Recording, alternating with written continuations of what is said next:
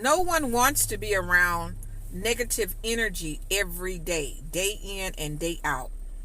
You can't complain and whine and complain about every aspect of your life when you've done nothing to try to rectify it.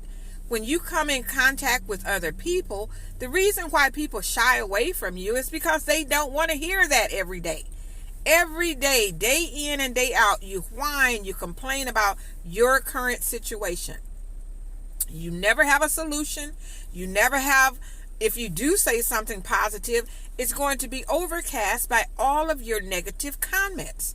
This is why it's so important to listen at yourself. I really believe sometimes people should record themselves just secretly throughout the day. Just put the recorder on and go back at the end of the day and listen at what your conversation was. What positivity have you released into the atmosphere to help change your situation? What steps have you taken to try to rectify the condition that you're in? Because if you just sit every single day and you whine and complain, all you're doing is driving more and more a wedge between your friends and your family. Nobody even wants to see you coming with that dark cloud over your head of doom and gloom about everything that's wrong with you. Hey, everybody has their own individual problems.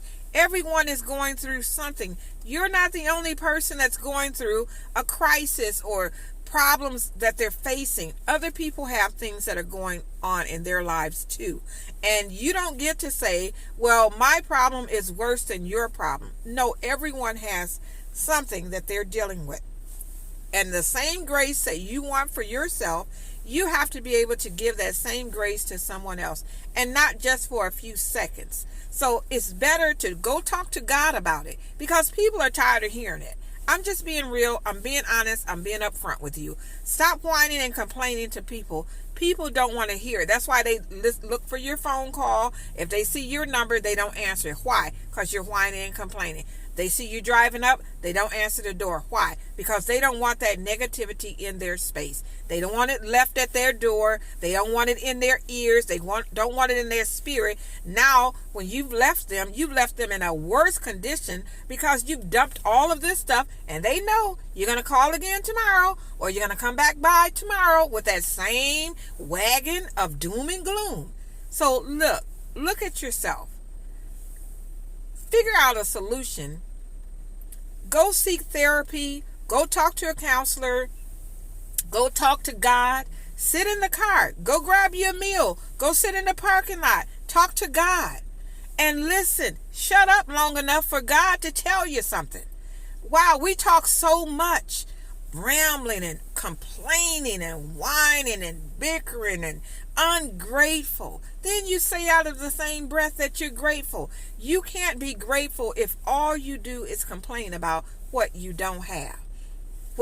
How this is wrong, how that's wrong, what you don't have, what you're not even thinking about what you do have. How can God give you anything if you can't even acknowledge what you already have? If you can't even be grateful about the things you already have? If we sat in the morning and we began to say thank you for the smallest of things, you wouldn't even have room to complain about what you think that you don't have.